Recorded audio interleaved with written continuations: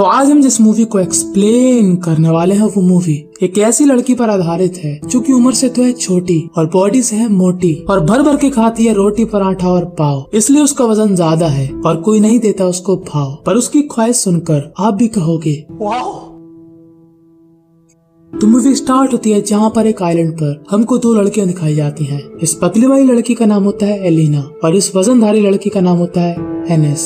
ये दोनों होती है सगी बहन। एनेस जिसका वजन ज्यादा है और इसलिए वो अपने आप में कॉन्फिडेंट महसूस नहीं करती, और उसकी बड़ी बहन एलिना जो कि काफी खूबसूरत है और उसको हर कोई भाव देता है। पर इनकी उम्र सुनकर आप चौंक जाओगे। एलिना जो कि है 16 साल की और एनेस जो कि है सिर्फ 12 साल की। पर इनकी बातें काफी संस्कारी हैं। सच्चा प्यार, बॉयफ्रेंड, शादी, जन्मों जन्मों का साथ और चरम सुख की बात। जी हाँ, 12 साल की एज में। इस एज में हमको चाहिए थी बेन 10 की घड़ी, पर इनकी एज के हिसाब से इनकी ख्वाहिश है काफी बड़ी। एलिना और एनेस इस आइलैंड पर अपनी छुट्टियों पर आए हैं अपने माँ बाप के साथ, और तभी ये दोनों एक कैफे में जाते हैं जहाँ पर इनको एक लड़का दिखता है जिसका नाम होता है फर्नांडो एलिना को ऑफर करता है उसके साथ बैठने के लिए, और एलिना और फर्नांडो काफी बातचीत करते हैं और एनेस बेचारी बस खा रही होती है। और यहाँ पर फर्नांडो और एलिना की बातें काफी आगे पहुँच जाती है और ये लोग एनेस के सामने ही किस करते हैं, यानी कि 5 मिनट में किस तक बात पहुँच गई। तो आगे तो बहुत हंगामा होने वाला है। एनेस को अपनी बहन से काफी जेलसी होती है हमेशा से,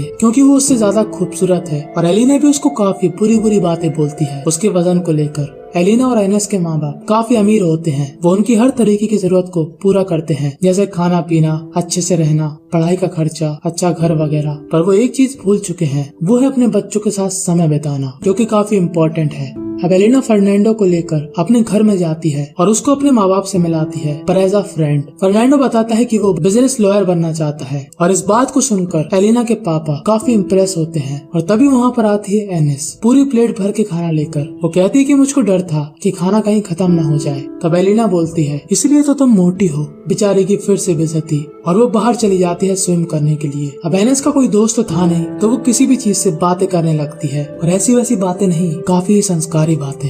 अब उसी रात जब ये दोनों सो रहे होते हैं तभी एनेस देखती है कि एलिना काफी ज्यादा मेकअप कर रही होती है। तब एनेस बोलती है कि रात में तुमको क्या हो गया। तब एलिना बोलती है कि चुपचाप सो जाओ गहरी नींद में और बिल्कुल भी उठना नहीं। कि तभी वहाँ पर आता है फर्नांडो, और अब हमको समझ में आता है कि एलिना ने चेहरे पर लिपाई पुताई क्यों करी थी। और हम सभी को मालूम कि जब 5 मिनट में किस हो सकती है तो आज तो कुछ अलग ही होने वाला है। फर्नांडो उसके करीब आता है, पर एलिना कहती है कि अभी तक तुमने कितनी बार किया। तब फर्नांडो बोलता है कि मैंने गिना नहीं। और यहाँ पर एलिना चौंक जाती है कि ये सिर्फ मेरा फायदा उठाकर 9 2 11 न हो जाए। तो वो उसको मना करती है उसके साथ कुछ भी ना करने के लिए। वो कहती है कि मेरा फर्स्ट टाइम है और मैं उसी के साथ करूंगी जो मेरे लिए सीरियस होगा। और फर्नांडो कहता है कि हाँ, मैं तुम्हारे लिए काफी सीरियस हूँ, मैं तुम्हारे पीछे पागल हूँ।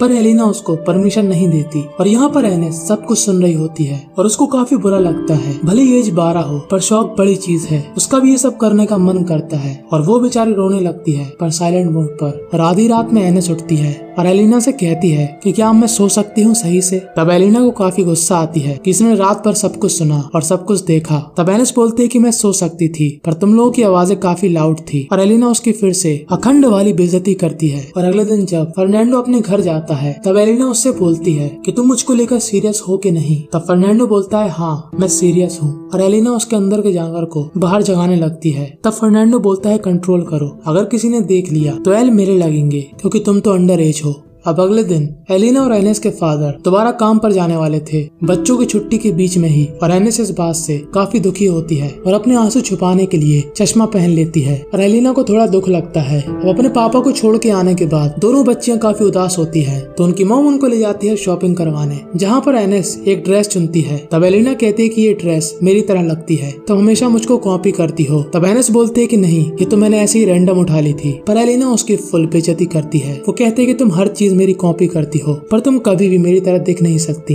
पर एलिना हमेशा बाहर एनेस के साथ ही रहती थी, क्योंकि उसकी माँ कहती थी कि जहाँ भी जाना साथ में जाना। और इसीलिए एलिना जब फर्नांडो के साथ होती है तब आस पास उसके एनेस भटक रही होती है, और वो काफी जेलस महसूस करती है, क्योंकि उसकी भी कुछ फैंटेसी थी और उसको भी चाहिए था सब कुछ करने का चांस। पर अभी तो वो अकेली थी, क्योंकि उसकी बहन फर्नांडो के साथ कर रही थी रोमांस। और एनेस अपने आप को चेक करती है कि वो आखिर कैसी लगती है। तब एलिना उसकी फीलिंग की कदर करती है और उससे कहती है कि अब हम लोग अच्छे दोस्त की तरह रहेंगे और एक दूसरे का सीक्रेट किसी को नहीं बताएंगे। फिलहाल सीक्रेट तो सिर्फ एलिना का था, एनेस के पास छुपाने जैसा कुछ था ही नहीं। पर तभी एलिना उसको फर्नांडो का गिफ्ट दिखाती है, जो कि होती है एक एक्सपेंसिव रिंग जो कि फर्नांडो ने उसको दी थी। और अब फिर से एनेस का दिमाग खराब हो जाता है। वो कहती है कि बच के रहना, मुझे ये लड़का ठीक नहीं लग रहा, ये रिंग देखकर तुम्हारे साथ डिंग डिंग करके निंजा हथौड़ी की तरह चला ना जाए। तब एलिना को ऐसा लगता है कि वो सिर्फ उससे जेलस फील कर रही है, क्योंकि उसको इन सब का कहाँ एक्सपीरियंस। और उसी रात आता है फर्नांडो एलिना से मिलने और आज वो सब कुछ कर लेता है जो वो करना चाहता था। और एलिना भी उसको नहीं रोकती, क्योंकि वो भी उसके प्यार में पड़ चुकी थी। और बेचारी एनेस ये सब कुछ देख रही होती है और अंदर ही अंदर अपने आप को कोस रही होती है कि आखिर उसको ये सब क्यों नहीं मिल रहा।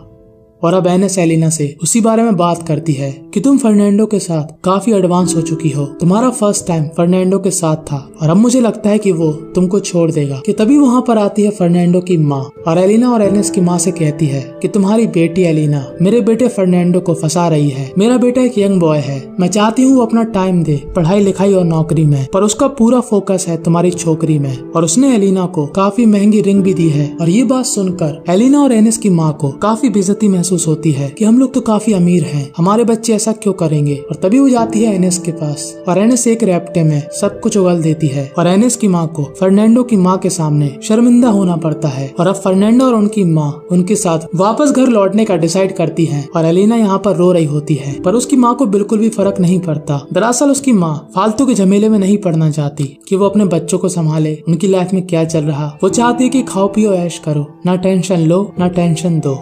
एलिना बोलती है कि मैंने ऐसा क्या क्राइम कर दिया। तब एलिना की माँ बोलती है कि तुमको मुझको बताना चाहिए था कि तुम उसको डेट कर रही हो। तब एलिना बोलती है आप फर्नांडो के साथ क्या करोगी। तब एलिना की माँ बोलती है कि मैं कुछ नहीं करूंगी, अब जो करेंगे तुम्हारे पापा करेंगे, वो उसके खिलाफ केस करेंगे और फर्नांडो को जेल करवाएंगे। और एलिना रिक्वेस्ट करती है कि प्लीज ऐसा कुछ भी मत करना, पर उसकी माँ बोलती है कि ये तुम्हारे पापा पर डिपेंड करता है। सफर काफी लंबा था और एनेस को ज्यादा देर तक कार में बैठने से उल्टियाँ होती थी, तो एलिना उसको उल्टी कराती है, पर उनकी माँ उनकी ज्यादा फिक्र नहीं करती। और ये दोनों लड़कियां जानती हैं कि उनकी माँ उनकी फिक्र नहीं करती। अब रात हो चुकी थी, पर ये लोग अभी तक अपने घर नहीं पहुँच पाए थे। और एलिना और एनेस की माँ एक होटल के बाहर गाड़ी लगाकर अपनी नींद पूरी करती है। और एनेस एलिना को कहती है कि दुखी मत हो, शायद तुम उससे अच्छा लड़का डिजर्व करती हो, तुम आराम से सो जाओ। और एलिना भी अब सो जाती है, पर एनेस जागते हुए अपनी पेट पूजा कर रही होती है। कि तभी वहाँ पर अचानक से एक आदमी आता है और कुल्हाड़ी से कांच तोड़कर सबसे पहले एलिना को मारता है और फिर उसके बाद उसकी माँ को। और एनेस ये सब कुछ देख रही होती है और उसकी सुसु निकल जाती है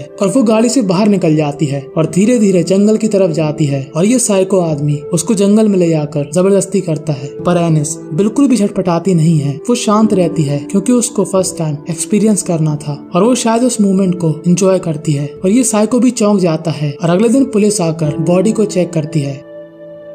वो कहते हैं कि इस लड़की के साथ शायद उस किलर ने जबरदस्ती करी, पर एनेस बोलती है नहीं, वो जबरदस्ती नहीं थी। अगर आपको मानना है तो मानो, नहीं मानना तो नहीं मानो। और ये बात काफी शॉकिंग थी। और इसी शॉकिंग मोमेंट के बाद बस यहीं पर ये मूवी थी एंड हो जाती है। तो इस कहानी से हमको यही सीखने को मिलता है कि अनजान जगह पर गाड़ियों के अंदर मत सोइए, होटल ढूंढिए, अंदर जाइए, सो जाइए। तो आपको मेरी एक्सप्लेनेशन कैसी लगी कमेंट में जरूर बताना और नए चैनल की वीडियो जरूर देख लेना। वहाँ पर आएंगी काफी डिफरेंट टाइप की अद्भुत मूवी जो होंगी पूरी तरीके से पैसा वसूल। मूवी अगर आपको पसंद आए तो इस नए वाले चैनल को सब्सक्राइब करना मत भूलना।